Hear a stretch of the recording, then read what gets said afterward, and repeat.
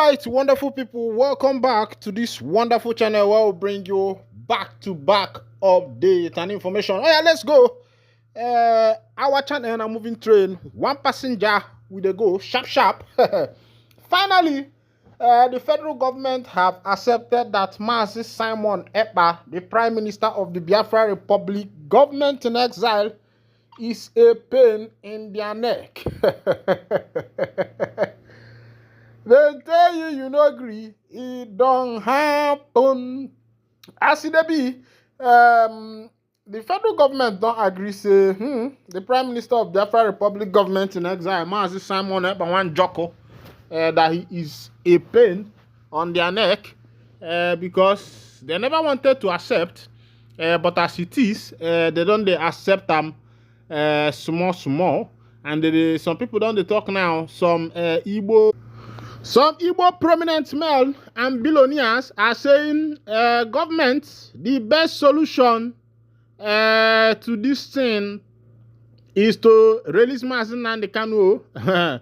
They say that Mazi Nnamdi Kanu is the only way and solution to sort out this matter.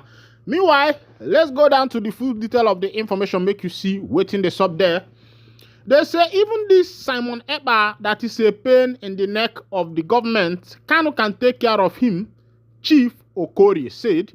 According to a report from the Sun News, Chief Chekwas Okorie, chairman of the Board of Trustees of All Progressive Alliance APGA, has once again called for the release of Nnamdi Kanu,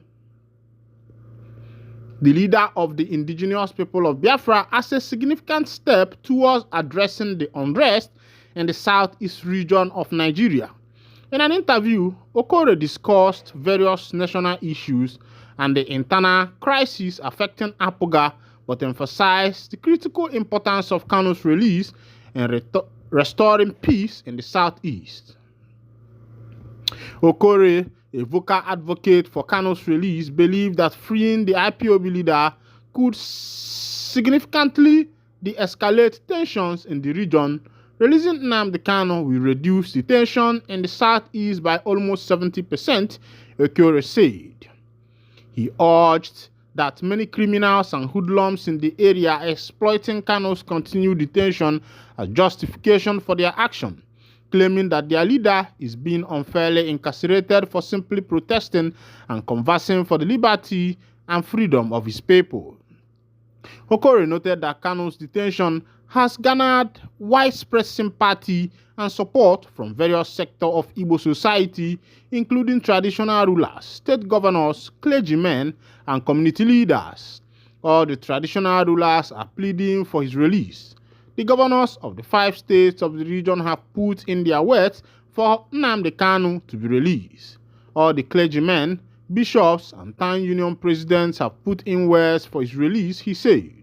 Despite this overwhelming support, Okorie expressed frustration that successive administration from President Muhammadu Buhari to President Bola Tinubu have continued to hold Kanu in custody. He suggested that Kanu's detention may be a deliberate attempt to suppress the Igbo people. The way I look at it, honestly, is that they believe that if they are holding Nnamdi Kanu, they are holding Igbo people down. Okorie remarked, adding perhaps Nnamdi Kanu is suffering this because he is Igbo. Okorie pointed out that other ethnic agitators in the country have been granted freedom without ceasing their advocacy.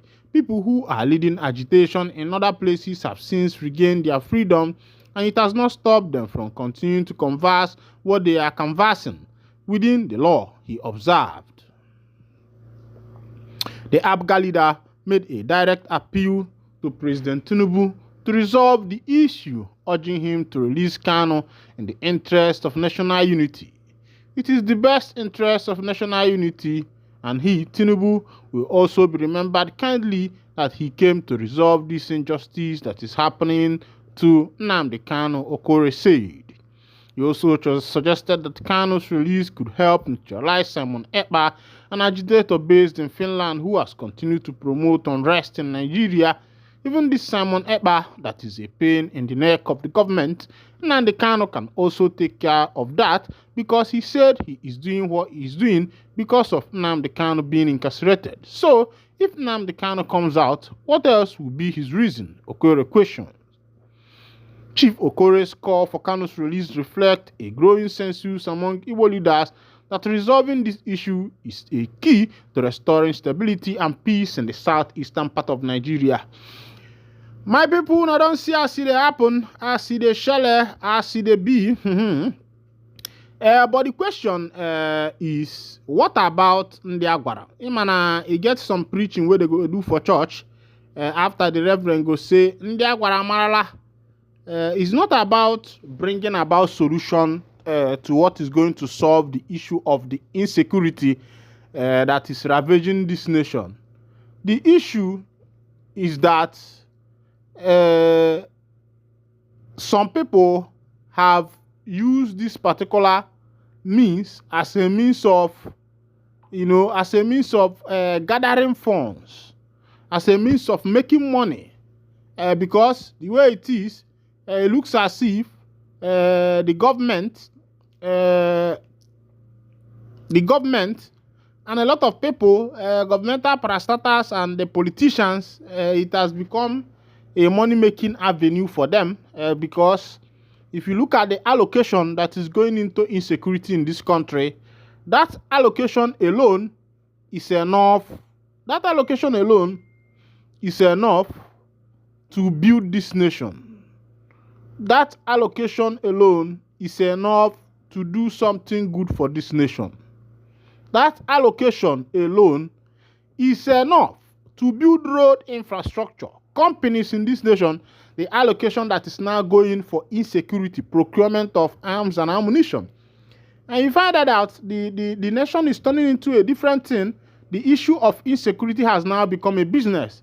So when you are now telling the government to make sure that this person is released, it will be as if you are doing yourself a bad favor because I don't think that anybody would want to,